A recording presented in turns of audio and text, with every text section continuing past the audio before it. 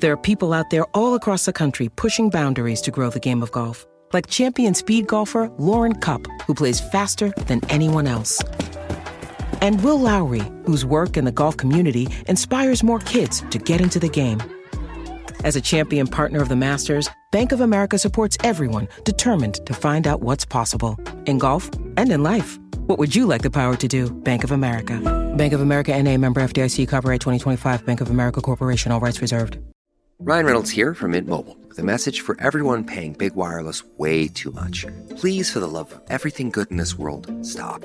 With Mint, you can get premium wireless for just $15 a month. Of course, if you enjoy overpaying, no judgments, but that's weird. Okay, one judgment. Anyway, give it a try at mintmobile.com/switch. Upfront payment of $45 for 3-month plan, equivalent to $15 per month required. Intro rate first 3 months only, then full price plan options available. Taxes and fees extra. See full terms at mintmobile.com.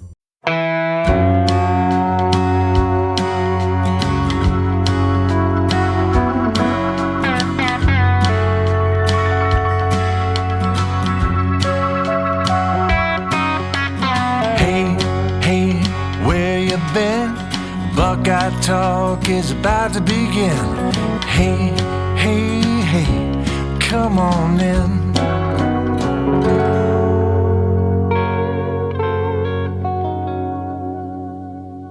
Welcome back to Buckeye Talk. I'm Stephen Means, that's Stefan Krajisnik, and that's Andrew Gillis. We talked with the defensive backs on Tuesday afternoon after Ohio State's, I think, 9th spring practice. That sounds right, because they're going to have 10 on Thursday. And then Friday will be 11. Saturday is 12. And then they'll have 3 next week, with the last one being the spring game. That sounds right in my head. And if it's wrong, I apologize. Again, not good at math, which is why I wasn't a math major in college. Anyway, we talked with the defensive backs. That includes Tim Walton, that includes Matt Guerrieri, and we got essentially every defensive back that's intriguing except for Malik Hartford, and we have still not to talk to Keenan Nelson Jr., and he's been here for 2 years. So that's an interesting one. Well, he might not be fully healthy this spring, though, so that might be the reason we didn't talk with him. Stefan, the place I want to start, though, is this idea of the defensive backs. Spring in general in college football is all about individual development. That's every coach in the country will say that. The defensive backs, Ohio State really as a whole, but especially these defensive backs, are taking that and running with it, meaning that when you ask where is a guy lining up on defense, it could literally mean anywhere because, I don't know, let's just see what happens and find out whether it works or not. Yeah, versatility, flexibility, whatever word you want to use. It was popular on Tuesday at the Woody, just because, there's a variety of reasons for why Ohio State's kind of cross-training as much as they are this spring. We've heard Ryan Day bring up the roster limit. I think, specifically as it pertains to like Austin Saraville, I think we saw what happened with Donovan Jackson last year. I just think this team has put an emphasis this spring on flexibility and versatility, and we're seeing it kind of, in use right now. And we'll see what that looks like when you get to the fall. Do guys start to solidify themselves a bit more? Probably. I think we'll know, a bit more where guys fit. But also, I think this gives Matt Patricia some flexibility of different packages and different ways to use guys. I know we did a pod, in the early parts of the spring of, if you think that Devin Sanchez is your third best corner, why not move Jermaine to the slot or to the nickel whenever you need that and have, Devin Sanchez come into the game as opposed to, a Bryce West or Lorenzo Styles, whoever it may be. Like, this is all just allowing Ohio State in the bubble of kind of defensive backs to put the 5 best players on the field wherever it seems fit. Or if you want to break it down by safeties and corners, to have, the 2-3 best corners on the field and to have the 2 best safeties on the field, regardless of where you think one guy maybe fits in terms of, the way we saw it going into the season. So it's an interesting group just because there is so much talent in the secondary. And I put safety at this too, because I think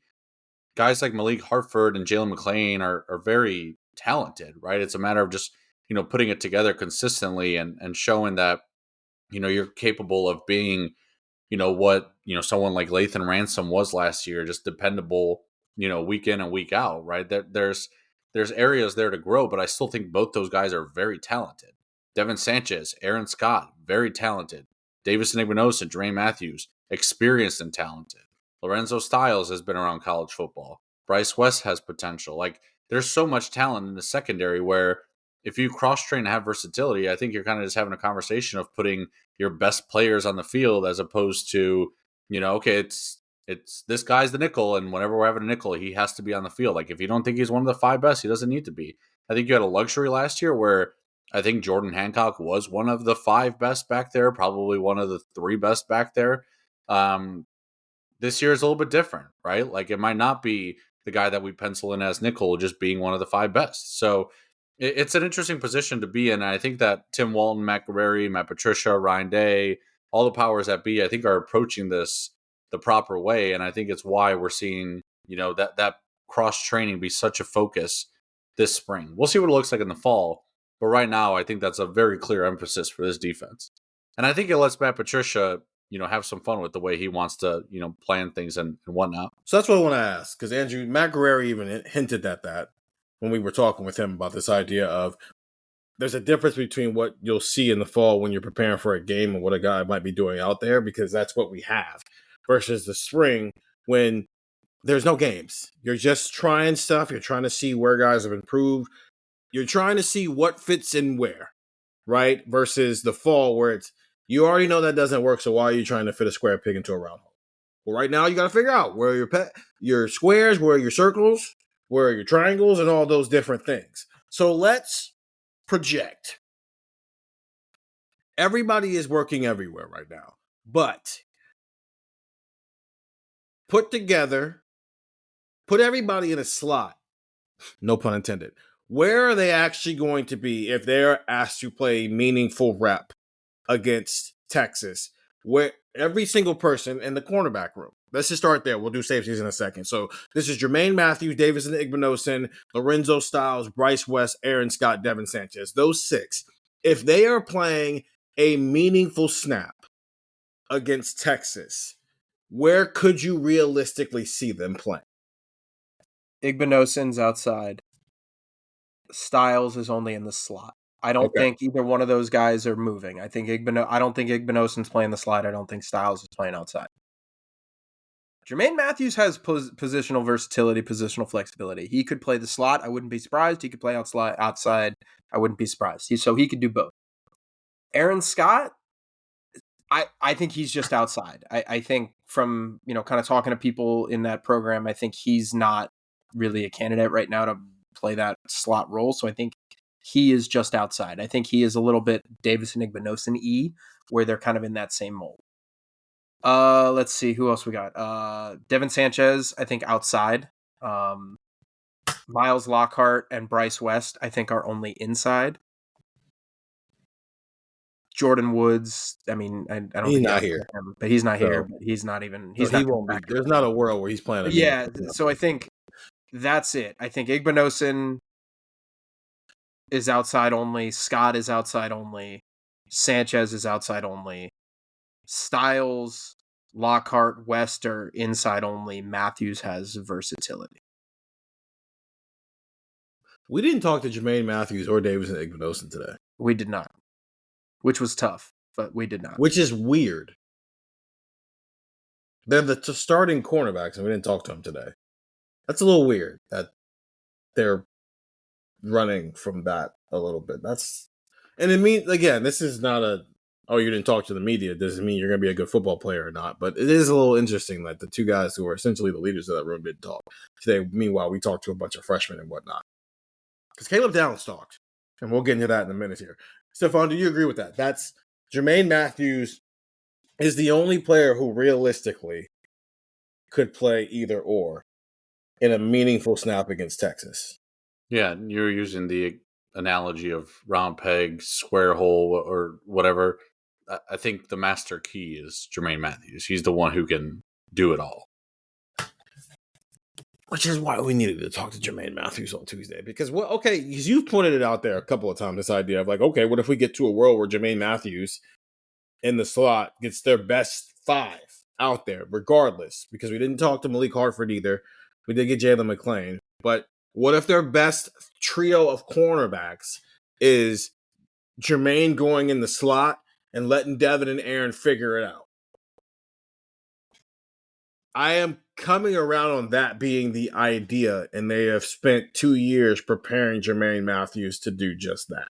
The only like asterisk, the only like pretense to this is that Devin and Aaron are ready, and if they are, then I'm there. I'm all in on that. Right.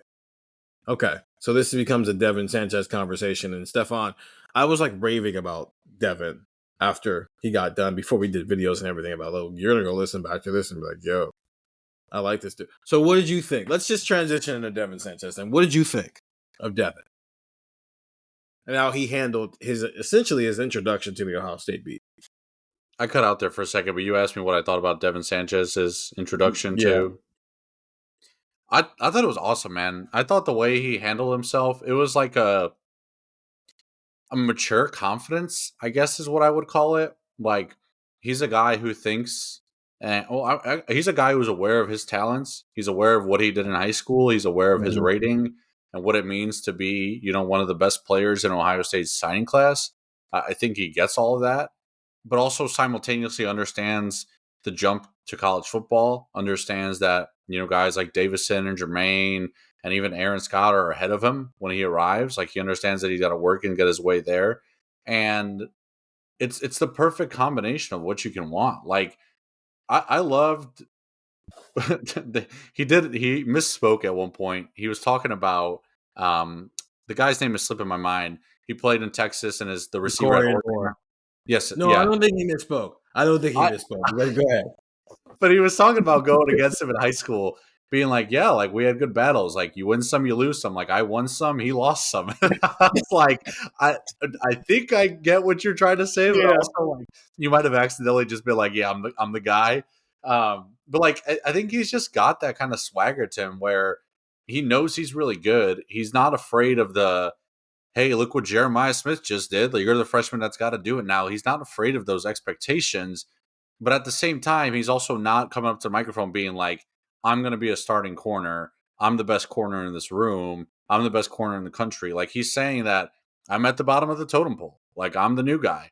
I've lost some. Like, he talked about a winter workout where Davison kicked his butt. And, like, Davison was talking smack. And Devin kind of learned, like, man, losing sucks because he's never really lost. He's been the best player in his class for a while now. He's like, you kind of got to learn to lose. Like, it probably wasn't easy for Jeremiah Smith when they lost to Oregon and he had a costly penalty. Like, it probably wasn't easy for Jeremiah Smith when they lost to Michigan. Like, this is all stuff that you kind of learn when you're the number one guy who's had all the talent, and now you're kind of at the bottom of the totem pole again. Now, Jeremiah Smith didn't spend a whole lot of time at the bottom, but the depth chart at corner is different this year than it was at receiver last year. And I like the way Devin spoke, man. He's going to be a captain of this team in a few years. The way that he talks, like, he is like, there's a cockiness level, but there's also like I understand how Ohio State works and I understand how college football works. Like, he's very well spoken. It's not like I don't know, man. There's just some people out there who, talk a lot of smack and you're like, dude, like, you're at the end of the bench. Like, what are you doing talking? And then there's guys who like, yeah, I can talk smack because I know I'm really good, but like, I still got to work my way up there. And I think that's where Devin is. Like, I gain a lot of respect from listening to him talk. I think he's legit, and I think he is handling himself the right way. I think it's everything that, when coaches preach culture and all this type of stuff that, sometimes it's nauseating listening to it all the time at certain programs. But like, this is what Ryan Day and Tim Walton and Matt Guerreri and, Jim Knowles when he was here, and I'm sure Matt Patricia now that he is here, like, talk about. And Devin fits all of that in the way that he carries himself, at least in the public eye. I'm sure he talks a lot of smack in practice, and that's different when you're on the field between the lines with your guys. Like, it's a totally different world. You're competing, but if you can step away and kind of be an ambassador for your room and for that team, and be that well spoken as a freshman, I think it says a lot about you. Can I ask a question? And maybe this is more for Steven, because Steven's been around for a little bit longer on this beat, but like, maybe this is a dumb question. Maybe this is just a simple answer. I don't know. Steven, do you think that the high school careers that Devin and Jeremiah have had has prepared them for this moment in a way that was not possible 5-10 years ago? Like, do you think if Jeremiah Smith, if Jeremiah Smith was an Ohio State receiver in 2015, I mean, you're going to change what you're doing, right? Like, if Jeremiah Smith shows up and, he's walking into that room, obviously he's the most talented receiver, obviously, blah, blah, blah, blah, blah. But I'm curious, like, as we talk about Devin handling himself, because I think we had this same thought with Jeremiah too. And I'm curious, like, how much you think these kids' high school careers have really, benefited them, because I think we've talked about this all the time. I mean, if you're 15, 16 years old, you should be tweeting, going to Chipotle with my boys, #sick. Like, that's what you should be saying, right? You're 15 years old, man. You don't have a driver's license yet. But these kids have had cameras in their face. They've had all of this training almost already, and they get to Ohio State, and this, I mean, how new is this for Devin Sanchez is, I guess, my secondary question. Like, do we think that the build up to this, with playing at North Shore, playing at such a high level, and with Jeremiah playing at the level that he did and playing in the state that he did, do we think that has prepared them? And do we think that they are in a more advantageous position than if they had come up in 2010 and in 2013? I think I thought that as I was listening to him talk, I was like, this is a guy that's talked to the media before. Like, sometimes you talk to freshmen and you're like, oh, this is the first time they've ever seen this many cameras in their life. yes and no. I think they're almost opposite ends of the spectrum, Devin and Jeremiah, but the same concept of what you're asking here in terms of their readiness for this. Both of them committed to Ohio State a year before their commit, or they could sign. 6 months in to that commitment, Devin said, everybody who's not named Tim Walton and Ryan Day, please stop calling me. Jeremiah continued to enjoy the process. And neither one is wrong or right. Devin knew what he wanted. JJ knew what he wanted. He wanted Ryan Day and he wanted Brian Hartline. But Brian Hartline's a super sought after dude. So you have to make sure that, if Brian Hartline's not there, well, I'm not going. And I have to make sure I have relationships with other people. I don't think anybody's worried as much about Tim Walton leaving as Brian Hartline, simply because Tim's not climbing the ladder as a younger coach the same way Brian Hartline. So that's where they're different in that way. The other way is Devin has spoken to the Ohio State media before. So this is not new to him. I mean, his commitment announcement was through Berm and them over at the podcast, right? They did the whole sit down thing with. So he's been here and he's camped a couple of times. He's spoken with people in this sphere. His parents are active on social media and have been active with the Ohio State fan base for a long. They're not, to that point again, Andrew, they are not new to Ohio State. Neither is JJ. JJ just didn't talk to anybody. So unless you lived in the vicinity of JJ, aka all those Florida sites who were painting this picture like he was going to flip to a Florida school, then it's like that was us in last fall camp for a lot of us physically making our introduction to Jeremiah Smith, even if he followed everybody on the planet up here. He just didn't talk to people. So from that point, they're different. But to the bigger point of what you're talking about, Andrew, is does it feel like freshmen are more ready for this moment? Yes, because that's been happening for a while now. I mean, you can go back to Braxton Miller starting here as a true freshman at quarterback, right? Trevor Lawrence won a national championship as a true freshman. Tua won a national championship. Who was Georgia's quarterback before Justin Fields? Jake Fromm got to the national championship game as a true freshman, right? But then, I mean, you look at this 2024 recruiting class, Jeremiah Smith, Cam Coleman, Ryan Williams, Micah Hudson, Ryan Ringo. Those are some of the best wide receivers in the country. And they were 18. So from a football standpoint, yes, to answer your question, these guys are more ready. But then also, yes, they're doing a million different things in high school and talking to a million different medias that getting interviewed is not new for them.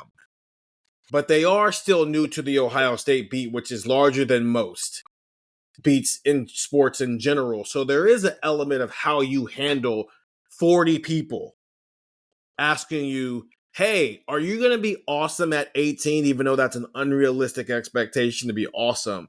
And I do feel like Caleb wasn't here. He was at Alabama. So I don't know how he handled the first time he talked to the media. And also, Nick Saban did things a little bit differently.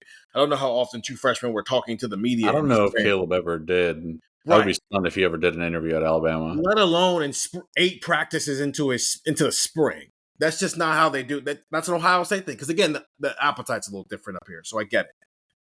But I felt like last year, and Stefan, you had not moved to Columbus yet. You were still making your way here yet that year. But Andrew, I felt like listening to JJ for the first time during fall camp last year, I was just trying to see how he handled it all. And I walked away.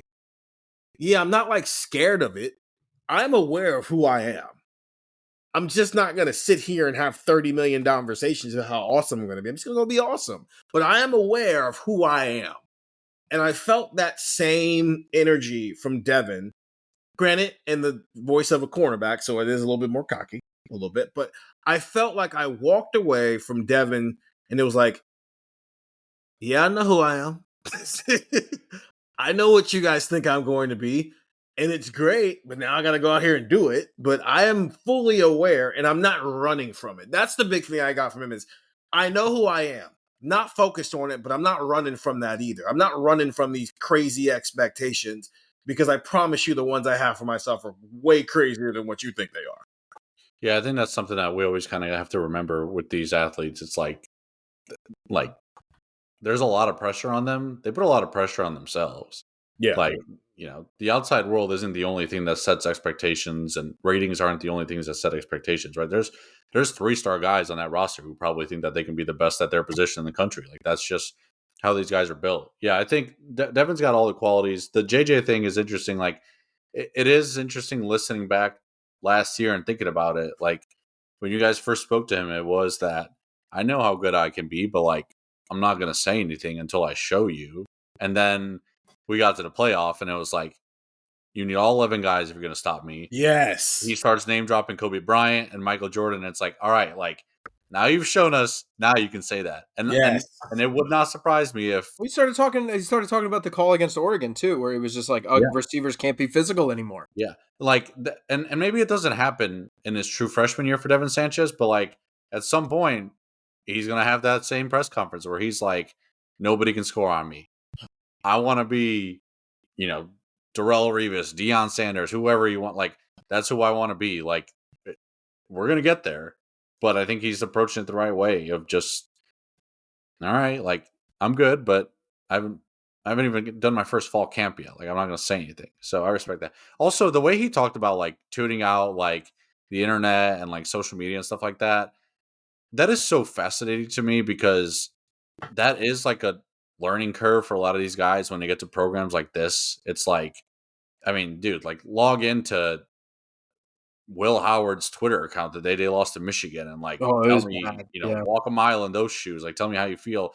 I wonder if we're maybe just like, that was such a big thing like 5 years ago where it's like, oh my God, social media is just creating this toxic wasteland. Like, maybe these guys that have like had social media now since they were like in elementary school, maybe they just like know how to tune it out now.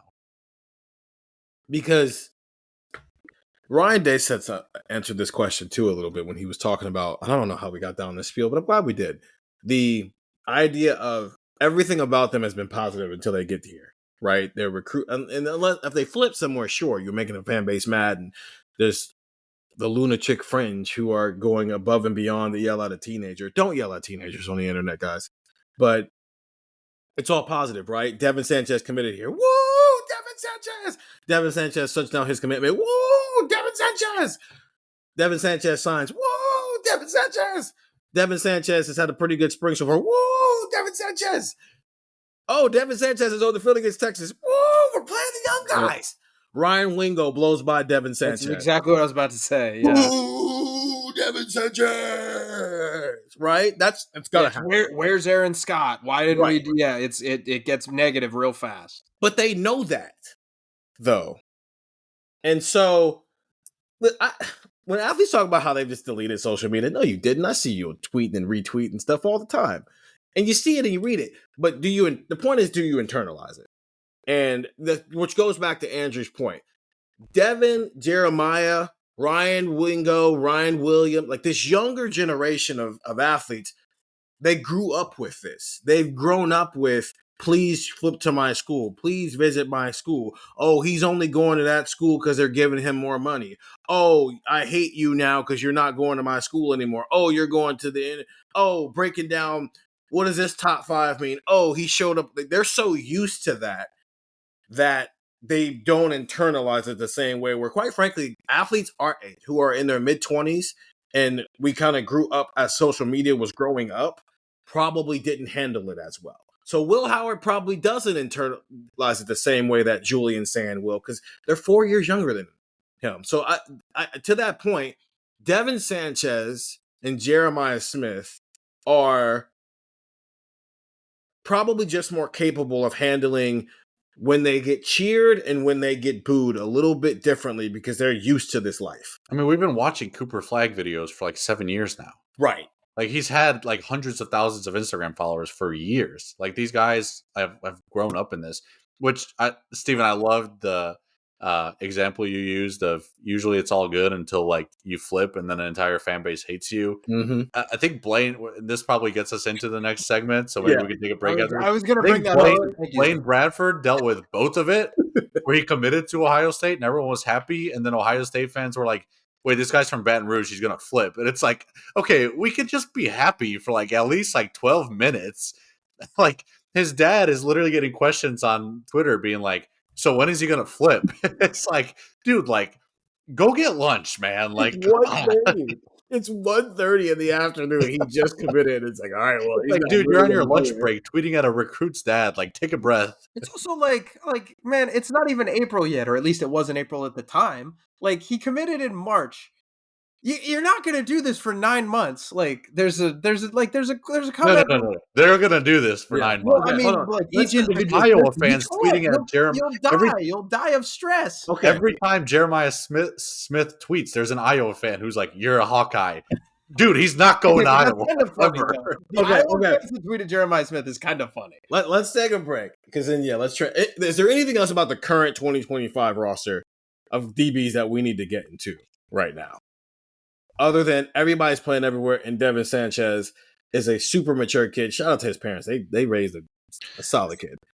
Did we mention yesterday Caleb Downs, kind of just the snap count, like nagging injury situation? No, we didn't. What did he have to say? Caleb didn't even want to call it an injury. He literally just said, like, yeah, I played the most snaps of anyone on the roster last year. True. And they're kind of just like, I think the way he described it is like they're basically going into practice kind of mapping out like which reps he's taking part in. He said that he's done like some team stuff, not a whole lot.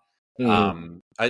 Jeremiah Smith is probably in this realm as well. Ryan Day just hasn't kind of set it out right. But like, these two guys are two best players in college football, and they just played 16 games, the last one of which came less than 2.5 months ago. Like, don't freak out about the fact that Caleb Downs has a quote-unquote nagging injury. If they played Texas tomorrow, he would play 70 snaps. I'm going to devalue what he's dealing with just for the sake of it. I love Caleb, man. He's hilarious. He stubbed his toe and then went, oh, no, let's pull him back. Hey, I fractured my toe stubbing it literally 2 weeks ago. That's no joke. Remember when we had that conversation about going through winter workouts? I take that back. You fractured your toe by stubbing it? A slight fracture. I ran 4 miles on Sunday, so that was fine. I woke up Monday and I was like, oh, I forgot I fractured my toe because it kind of hurts. But it can happen, stubbing your toe. It's no joke, man. I guarantee you there's at least one other listener listening to this who's done that before. And I guarantee you Stephen Means has stubbed his toe and said some words that he will not say on this podcast. I mean, yeah, I've stubbed my toe before, but I wouldn't necessarily say I stubbed my toe and fractured it. But okay. I mean, it's just not helping our case here. It's not helping our case. Fine. Anyway, let's take a break, and then we'll get back on the they love you and they hate you, then they love you again, because Matt Guerreri is doing some work here. And Andrew, I thought you asked some pretty insightful questions about the byproduct of how this was able to even happen without obviously being able to ask him directly about the recruit. We'll get more into that when we come back from the break here on Buckeye Talk. This episode is brought to you by Indeed. When your computer breaks, you don't wait for it to magically start working again. You fix the problem. So why wait to hire the people your company desperately needs? Use Indeed's sponsored jobs to hire top talent fast. And even better, you only pay for results. There's no need to wait. Speed up your hiring with a $75 sponsored job credit at Indeed.com/podcast. Terms and conditions apply.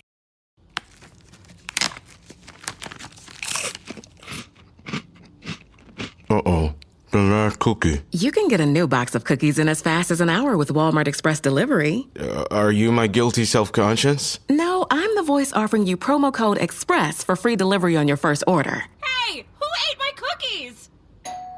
You mean, these cookies? Order now. Welcome to your Walmart. Promotion valid for first express delivery order. $50 minimum subject to availability. Restrictions apply.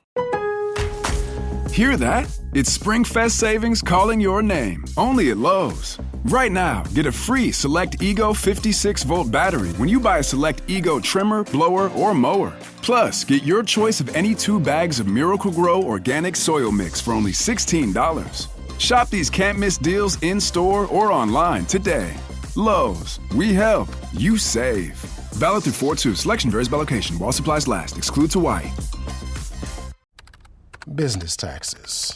We're stressing about all the time and all the money you spent on your taxes. This is my bill? Now Business Taxes is a TurboTax small business expert who does your taxes for you and offers year-round advice at no additional cost, so you can keep more money in your business. Now this is taxes. Intuit TurboTax. Get an expert now on TurboTax.com/business. Only available with TurboTax Live Full Service. And we're back here on Buckeye Talk. Stephen Means, Stefan Krajisnik, and Andrew Gillis. We talked with the defensive backs on Tuesday afternoon after Ohio State's 9th practice, and we didn't talk to any of the top of the depth chart, which is like really weird that we didn't talk to any of the top of the depth chart, which is why it felt like Devin Sanchez was the star of the day. Because it felt that way with JJ last fall too, but at least Emeka and Carnell and Brandon Ennis were visible. The Brandon, Carnell, and Emeka of this year, of the cornerback room, we just didn't talk to them today, which was a little weird though. But we did talk with Matt Guerrieri and Tim Walton. Matt Guerrieri, Andrew, is living his best life right now. He's got Caleb Downs for a second year. Lathan Ransom was awesome last year. He's got Fahim Delane, who I thought was interesting when he name-dropped Fahim Delane as someone who was in the mix, and the way he talked about Fahim Delane and being physically ready to play college football. Ding, ding, ding. When you're looking for safety depth and you're looking about the future, Fahim Delane, that sounds like a kid who's going to be on special teams this year. And then this time next year, we're going, okay, Fahim, which spot you starting at? He also got Blaine Bradford, the number 23 player, number 1 safety in the 2026 recruiting class, 24 hours before we talked with Matt Guerrieri, fresh off an unofficial visit.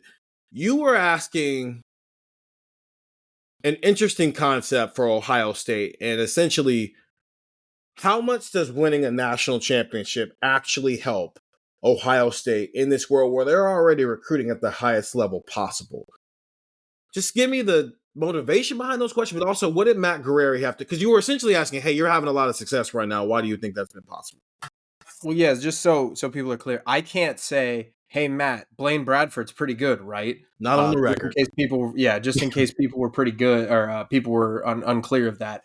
They are not allowed to discuss these players until they are signed, until they actually put pen to paper. That's why, if you remember 2023, technically, I guess it was, when Ryan Day had his press conference and he did the Jeremiah Smith thing, and he goes, really? And then he couldn't talk about Jeremiah Smith for a little bit.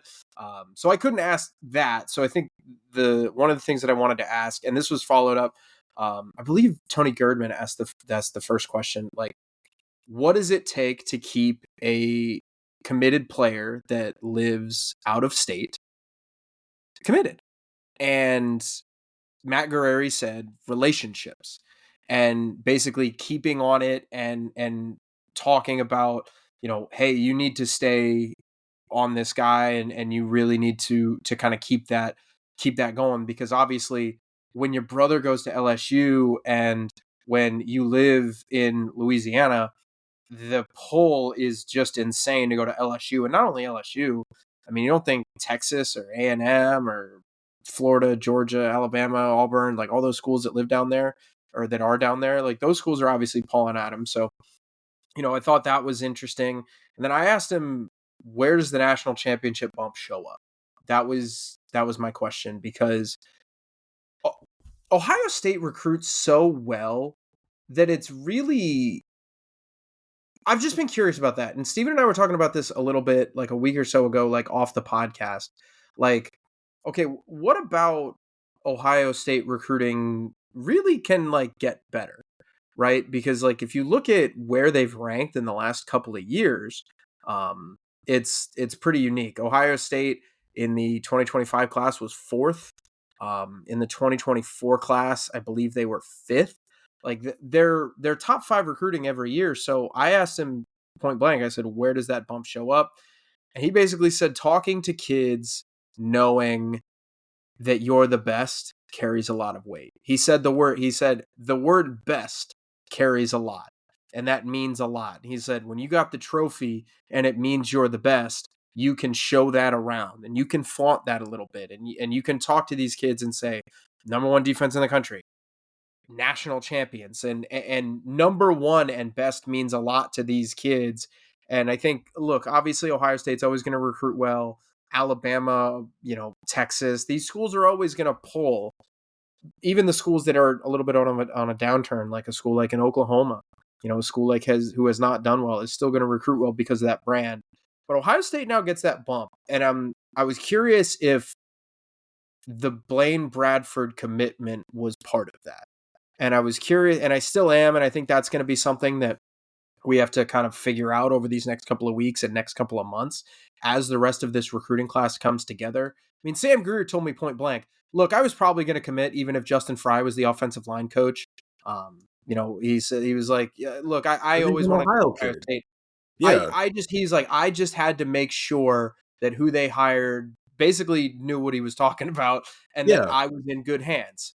But Ohio State pulling a 5-star safety out of Baton Rouge, Louisiana is very, very interesting to me. And I'm wondering if we're going to give them that bump, does Blaine Bradford fit into that bump? Does Blaine Bradford fit into that bubble? I don't know. Would Blaine Bradford have committed to Ohio State if Texas had beaten Ohio State in the Cotton Bowl? I don't know. That's why I asked. That's why I'm curious. I'm curious what that championship does for Matt Guerrieri, and this is a question I'll probably ask a couple other position coaches as well. I'm curious how this manifests itself. Sam Greer's answer to you is often why we only give us so much credit for keeping a kid home. We're not devaluing it, but it's why you have to say it's a bigger story if he doesn't stay home. Because Sam Greer grew up wanting to play for Ohio State. It doesn't matter who the position coach is. Sam Greer wanted to make sure he wasn't making a stupid decision. He wanted to make sure he wasn't just going to Ohio State because his inner child wants to go to Ohio State. It had to still be the best thing for his career long term, which is probably why it took so long. And that's what it sounds like from what you just said, Andrew, how he was talking. Listen, I'm going there. I can't go there if they're not good, right? I can't go there if they don't know what they're going to do with me. I think this goes back a little bit to the Justin Hill conversation, where Justin Hill was kind of looking for, hey, he probably wanted to go to Ohio State, but he went, man, I want to play in the NFL. I'm not sacrificing my career so that 5-year-old me can be happy. Yes, I'm not. There's a difference between making a professional decision and a personal decision. And it's great when both of them line up, especially for Ohio kids. And look, when it comes to Ohio kids, a lot of times it does line up because Ohio State is a great place for development at a lot of great different positions. But like that Justin Hill argument, the kid, if you don't remember, from Winton Woods in Cincinnati, who was kind of this hybrid edge rusher type player who is now like playing a specific type of role at Alabama, and he's like 6'3", 230. Ohio State didn't have a role for him, so he went, I need to go to where they're going to have a role for me. You know what's crazy? Right now, he would be perfect for Ohio State's defense. I thought about that. I've thought about that a lot. He'd be CJ Hicks' backup this year as a true freshman. Anyway, the Bradford conversation. I don't want to go deep into this because I think it's a point it's an entire pod. So let's try to have a 15-minute conversation about the idea that we can turn into a whole subject matter in May. What if this is it? I'm only bringing Nick Saban's name up because Ryan Day brought it up. but also because Stefan, you and I kept doing it in Monday pods during the season. But that void. We brought it up, but then Ryan Day also brought it up so that we could keep bringing it up. Right. Nick Saban's trump card was that he was Nick Saban. So why did that kid come here? It doesn't make because Nick Saban's there. That's why. Oh, if like it was the tiebreaker. The kid wants to go somewhere else, but Nick Saban exists. Caleb Downs is literally the example for this. Caleb Downs, it came down to Alabama and Ohio State. And quite frankly, from a culturalistic standpoint, he fit Ohio State better, which is why he made this transition so seamless here. But Nick Saban was at Alabama, so guess where he went? And guess where he went as soon as Nick Saban wasn't at Alabama anymore? What if that's where Ryan Day lives now? And it just took a championship to get it over top. Now, Matt Guerrero was talking about what also helps is you had the 2 best safeties in America last year. I don't know if he had 2 of the 6 best safeties in America. He had the best safety in America, and Lathan Ransom's one of the 5 best safeties. So when you pair that together and those 2 play that well, it also helps Blaine Bradford's case. It also helps that Matt Guerrero might just be a really good recruiter because it's been 20 plus years since Ohio State's gotten a player out of Louisiana, and it's been like 10, 15 years since they gotten a 5-star safety from anywhere. Like their safety recruiting has been like okay at best. And now they got this kid who's a top 25 recruit out of a state that doesn't ever lose its players anywhere. Because LSU was the only Power 4 school in its state too, just like Ohio State was for a long time before Cincinnati became a Power 4 school. But what if this is it? What if Day got the monkey off of his back and now he lives in a world where why is Blaine Bradford coming to Ohio State? Because Ryan Day's running things. Why is, Jackson Cantwell coming to Ohio State, even though there's a million other reasons to go elsewhere? Because Ryan Day's running things and Ohio State's running the sport. Now, Georgia still exists. They'll probably get back on the horse after a down year. Steve Sarkisian's got things cooking at Texas right now. Dan Lanning out at Oregon is a fun conversation, but he's got to do some winning now too. But I don't know. What if this is it, Andrew? What if this is it? Now, these are the types of players Ohio State gets simply because they won a natty. Ryan Day is not going anywhere. They're not firing him and he's not leaving. He is locked in for as long as he wants to be Ohio State's head coach. And so now he might get to do what Saban always did is, I got that guy because I'm me. There's no rhyme or reason. I'm just me. So I got him. Deal with it. I think if you're Ryan Day, and you're Ohio State, if you've ever set, whether it be to yourself or in the public, an expectation that's too low, and Ryan Day has never done that. If you're someone who's sitting at home being Ohio State can't get guys from Baton Rouge, why? It's Ohio State football specifically. Well, could they say that before January 20th? Right. You could say it when you had Urban. He had all the accolades. And he didn't do it. The accolades. Right. And now you're Ryan Day. You've got the accolades in an era where you can also give him the money too. So why not? I mean, I think Day said this last year when we were talking about, it was right around when David Sanders committed to Tennessee. He got asked, you're wide receiver, can you be O-line, you? And Day was basically yeah, we should be. So okay, why aren't you? Go be it. And now look at the offensive line recruiting. Ohio State's going out there and making a splash. Why can't you be? You've had great corners and defensive ends and linebackers come through Ohio State. Why can't you go get the best safety in the country? What'd you say, Stephen? Highest rated safety in 15 years for them? Yeah. Why not? Why can't Ohio State? But look, the best safety in the country is from Georgia. And he's playing for Ohio State right now. Why? Why not? Why not? I am pretty sure Von Bell was the last 5-star safety they got, which Urban Meyer has said is the most important recruitment of his Ohio State tenure because it opened the door for what followed in a class that also had Ezekiel Elliott, Joey Bosa, and on down the list there. But Von Bell, Ohio State recruited because Von Bell decided as a 5-star safety out of Georgia, he was going to come to Ohio State. That's the linchpin of all this. I mean, they just got another 5-star safety. And again, we're saying this, as Stefan joked before the break, it's a long day till signing day. We don't know what's going to happen. Weird things happen all the time. But right now, Ohio State has the number 1 safety in the country committed to its 2026 recruiting class. And I feel like it's making another statement. Just like Von Bell did all those years ago of, hey, kids from the South, we don't have to stay in the SEC. Let's go to Ohio State and beat the SEC. And he did just that. They beat Alabama. Blaine Bradford's like, that's the best program in college football. And that's arguably the best coach in college football. I'm going there because they're there. That's simple. Why not? mean, look, this conversation boils down to, it's very simple. It's rings, Ernie. It's exactly what it is. Yeah. And it's Shaq telling Charles Barkley to shut up and Ernie Johnson. So I guess we'll have to. So Shaq, I guess in this scenario is Ryan Day, where he could just say rings, Ernie, and Charles Barkley's any other coach.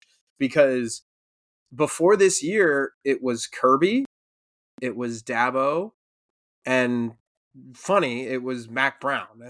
He kind of got lost in that shuffle, but Mac Brown won one at Texas, and he was at North Carolina. So now, obviously, Bill Belichick is at North Carolina now. So like that's just kind of a weird. It's a whole other topic, but like that's the list: Kirby, Dabo, and Ryan Day, active college football coaches that have won a national championship. How many Ryan Day can now walk into a recruit's home, and Matt Guerrieri can walk into a recruit's home, and I know Tyler Bowen wasn't here, but Tyler Bowen can walk into a recruit's home, and like all these guys can walk into these people's houses and high schools and camps and have a ring on, and they can look at even the staff at Alabama and say, "Hey, look, Alabama, that's not Saban's Alabama." Think about the LSU staff he's going up against. Right. Like Brian Kelly. He's not right. I'm looking at. He's got three official. It's not Ryan. You're right. It's not Ryan Day because he's got three official Brian visits. Kelly's a great coach, man. He's not three Ryan official Day. visits scheduled. You can keep going down that list. Texas on June 6th, Ohio State June 13th, and then LSU June 20th. Though I'm sure he'll be on LSU's campus. Plenty. Again, he's from Baton Rouge. He can walk to LSU's campus. One of these is not like the other. LSU's just home. Texas is a quality program. Steve Sarkisian is not Ryan Day. And maybe that's all it takes now. So there's a national college football podcast that I listen to, Split Zone Duo, and one of the hosts, Stephen Godfrey, lives in the South, grew up in the South, and he talked about for years this concept of SEC dominance, right? Because for years, I know people get sick of it. For years, it was true, right? Especially like from that Ohio State Florida national championship game through Saban, where LSU was there, Florida was there, Alabama was there, Auburn was there. Like they just kind of rotated, and whenever they played a Big Ten team, they kind of mopped the floor with them. And when Ohio State won in 2014, he talked about this concept of people down south kind of looking at it going, oh, well, that doesn't really matter because it's Ohio State. Like Ohio State operates like an SEC team. Ohio State operates like we do. This whatever. And he was using it in the frame of this Michigan conversation when Michigan won the national championship, where he went, this is the first time where people have gone, what in the world just happened? He said, with Ohio State, it's always been different. Okay, well, Ohio State, it's always been different. And Ohio State had won one national championship in the last 20 years. And now they have a trump card that they did not have before.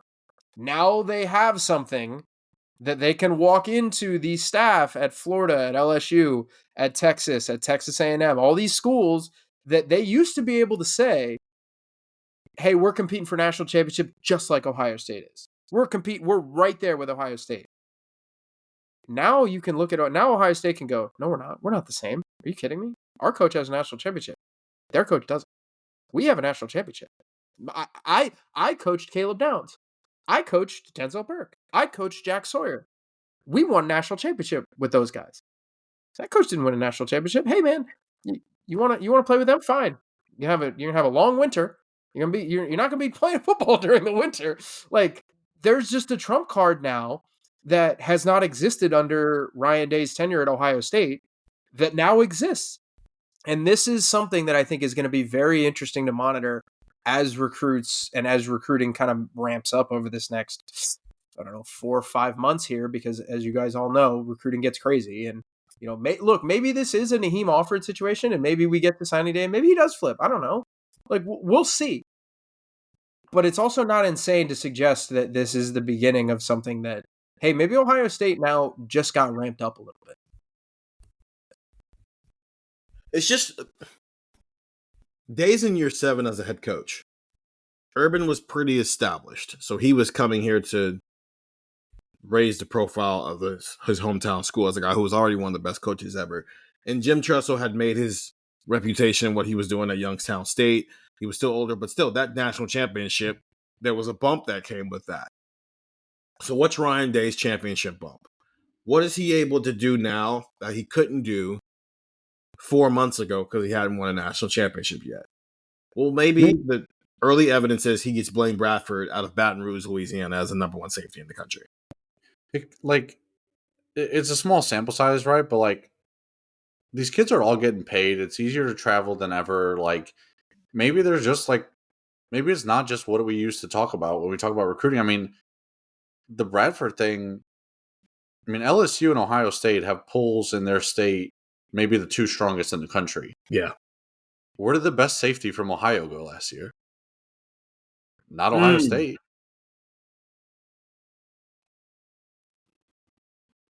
So why can't Ohio State get the best safety out of Louisiana? And I think the larger point, like Stefan is making, is, maybe Blaine Bradford is Louisiana's Trey McNutt, and he just said, you know what, I want to blaze my own path. My brother went to LSU. I grew up here. I want to go to Ohio State. Maybe that's possible. That is 100% possible. And maybe the next of the 10 next Blaine Bradfords, 8 of them go to LSU. Maybe this opens the door. Doesn't Fahim Delane have a brother who plays at LSU too? Well, his brother played at Virginia Tech. I know he entered the portal. I think he's at LSU now. I think he might have transferred to LSU. He was at VT and then he entered the portal, so he might be at LSU. I think if he's at LSU, I think that's hilarious. He is at LSU, actually. He is at LSU. Yeah, that's funny. One brother at LSU, one brother at Ohio State. Just rinse and repeat.